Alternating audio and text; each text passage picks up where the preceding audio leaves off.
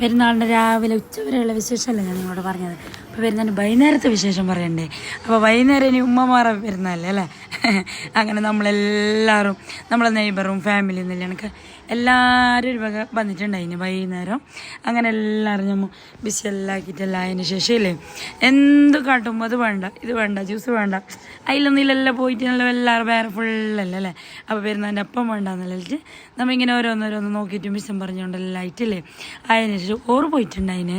അങ്ങനെ പോയിട്ടായിട്ട് ഞാൻ ഉള്ള പാത്രങ്ങളെല്ലാം കഴിയിട്ട് നമ്മളെ ഒരു ലാസ്റ്റത്തെ ഒരു ക്ലീനിങ് അല്ലേ അതെല്ലാം കഴിയുമ്പോൾ എൻ്റെ ഫാമിലി അസ്രുവിൻ്റെ ഫാമിലി വരുന്ന രാത്രി ആകുമ്പോൾക്ക്.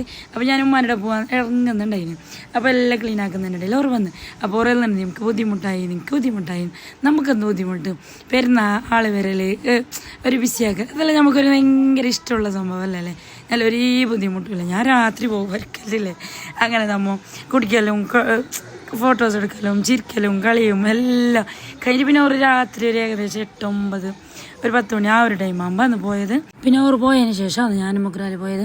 ഇനി മൊഗ്രാൽ വിശേഷം നിങ്ങൾക്ക് കാണണ്ടേ. മൊഗ്രാൽ വിശേഷം എല്ലാം ആയിട്ട് വരാവേ. അപ്പോൾ കുറേ ആൾ വ്ളോഗ് വീഡിയോ ഇട് എന്ന് പറയുന്നുണ്ട്. ഇൻഷാ അല്ലാഹ് വീഡിയോ ഇടാവേ.